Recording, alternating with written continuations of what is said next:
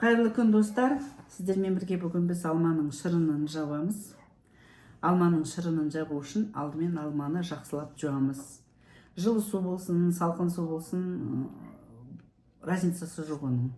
Өздеріңізге комфортный температурадағы сумен жуа беріңіздер. Ең бастысы тап-таза қылып жусаңыздар болды. Тазалап, кесетіндерін кесіп, тазалайтын жерлерін тазалап жуасыз.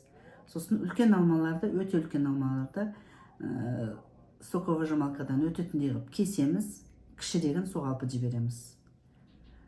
Эмалированный чашка аласыздар. Эмалированный чашка болмаса, алманың соғы шырыны құсып кетуі мүмкін. Сондықтан эмалированный чашкаға сокты өткізіп, шашкамыз толғаннан кейін бетіндегі қалың көбік шығады.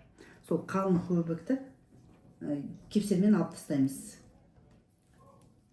Кепселмен алып болғаннан кейін газға қоямыз. Газға қойып, тағы да көбік шығады. Ол көбікті де аламыз. Біраз көбіктен тазалағаннан кейін бұл қайнайды шырын. Қайнағаннан кейін, қайнап бастағаннан 4 минут қайнатасыз.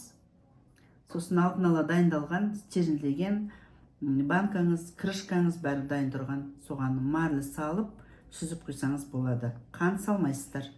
Марлы салсаңыз да, салмасаңыз да өз еркіңіз, қайнағаннан кейін шырын тазарады өзі де. Мен марлы салдым. Таза мөлдір болғаны жақсы. Немелер жет.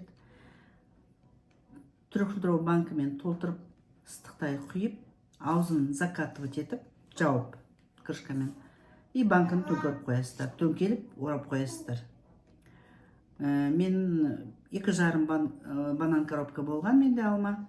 Трехлитровый банкамен 4 шықты. Литровый бутылкамен 2 шықты. 16 литр сок. Балаларыңызға, игіліктеріңізге жаратып жасаңыздар. Ас болсын. Рахмет.